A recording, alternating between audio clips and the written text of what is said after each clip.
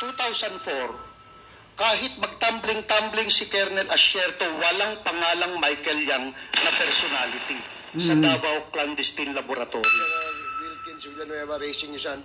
May I know what that is, General Villanueva?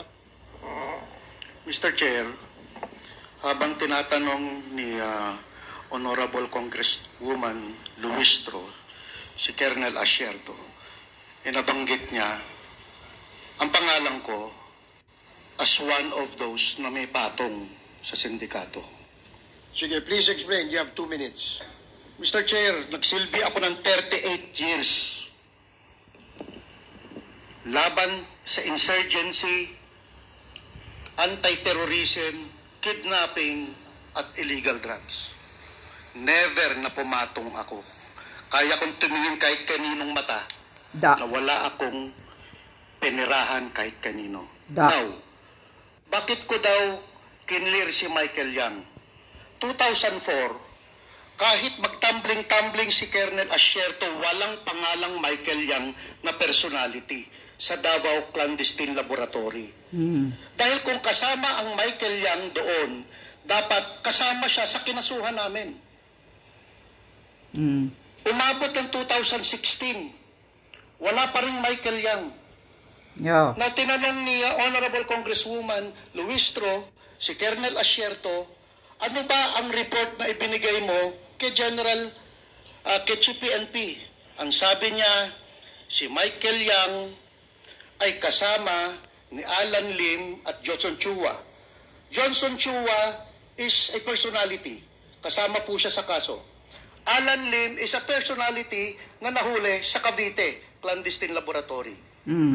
Just because kasama mo yung Alan Lim and Johnson Chua na wala ka pang pinapasok na ebidensya na related sila, ipapasok mo na agad ang pangalang Michael Yang.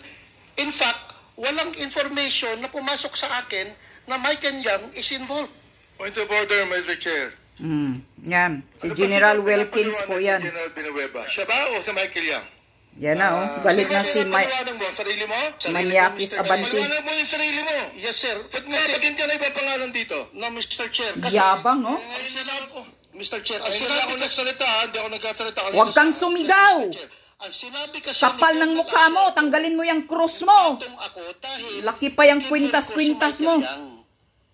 So, as far as I'm concerned, Mr. Chair, wala akong kahit anong information about Michael Yang. Nagbigay siya ng information kay General Bato, kay General Aquino.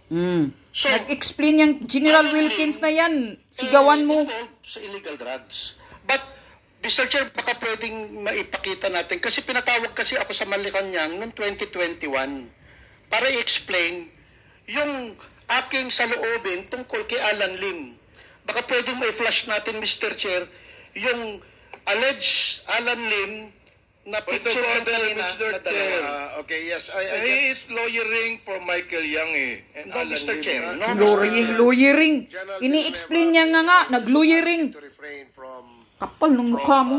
speaking because the committee members feel that you are lawyering for someone. No, Mr. I Chair. just allowed you to speak because your name was alluded Yes, to Mr. and was Chair. mentioned in the questioning propounded by Congresswoman Luistro. Yes, so, Mr. Chair. yun lang ang iyong sabihin, no? Wala nang iba. Do not speak in behalf of whoever. Isa ka rin barbers, wala kang ano. Mr. Chair, for the sake of accuracy, can we please confirm first from Colonel Asierto if he is included dun sa pumapatong? Mr. Chair. Andiyan pa ba si Colonel Asierto? Colonel Asierto? Yes, sir. Yes, Mr. Chairman. Yes, ang tanong ni Congresswoman Luistro, kung included ba raw sa iyong statement na may mga patong. Itong hinayupak na Itong si Asierto ito, General nagtatago Wilkins ito noon eh, panahon ni PRRD eh. Ang sinasabi ko po is clear niya si Michael Yang at si Alan Lim dun sa sinasabi niyang statement sa Malacanang. Ngayon, bakit niya i-clear? Kinausap niya ba si Michael Yang? Kinausap niya ba si Alan Lim at that time? Bakit niya clear? Kasi inutos sa kanya ni Bongo, saka ni Presidente Duterte. So, yan na nga yung basis para sabihin na si General Villanueva ay kasama sa patong.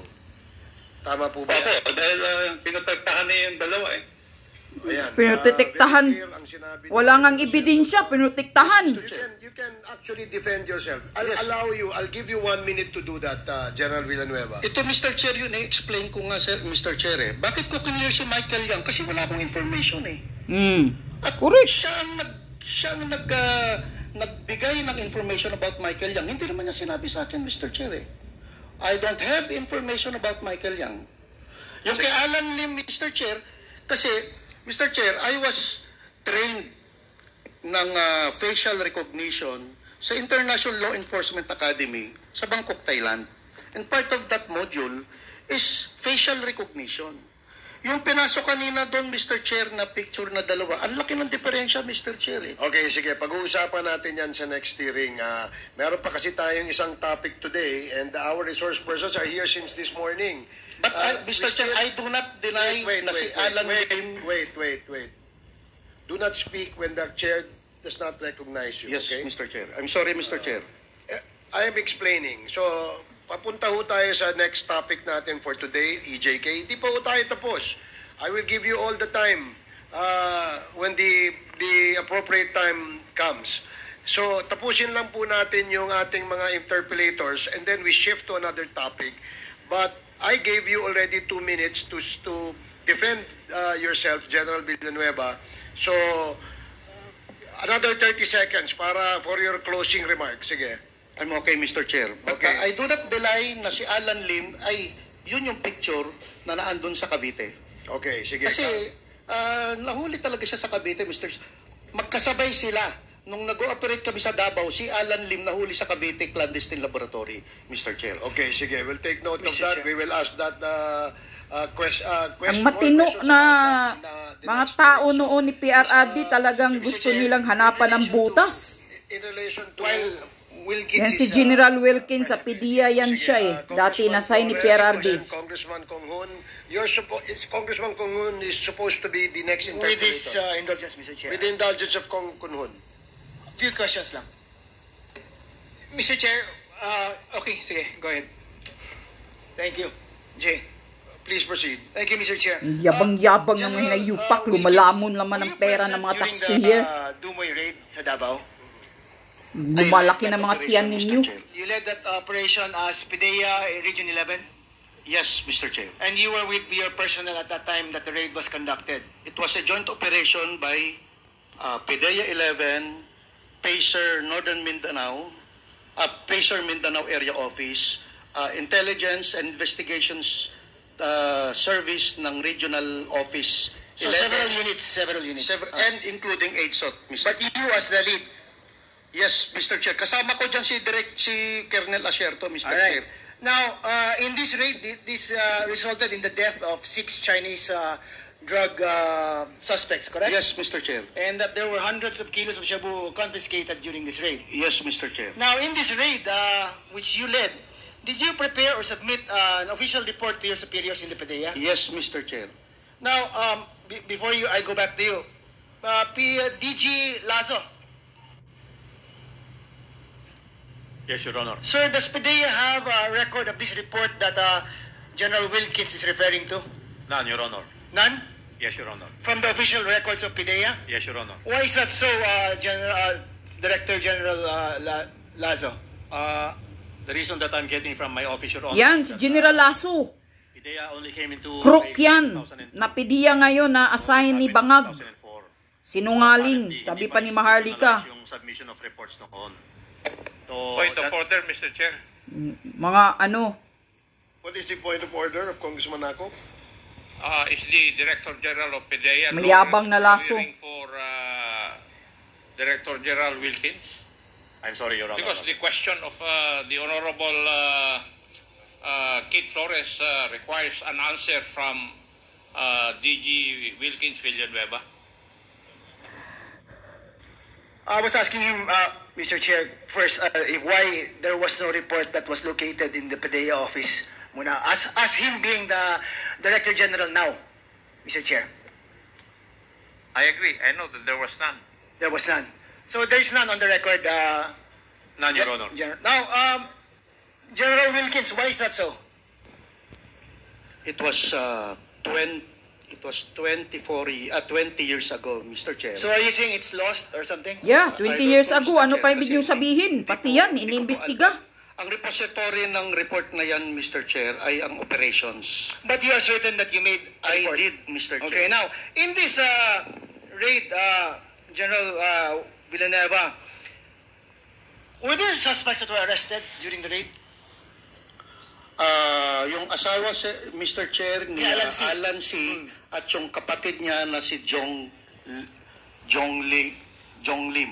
Wala na ibang mga Chinese that nahuli? Wala na po, Mr. Chair. So there's no truth to the reports that there were 11 other suspects that were arrested? I don't Chinese know suspects. what he's talking about, Mr. Chair. Okay, so there's no truth also to the fact that there was this news report made by a certain reporter, Edith Regalado, dated January 2, 2005, that there were 8 other Chinese individuals who were arrested as a result of that raid?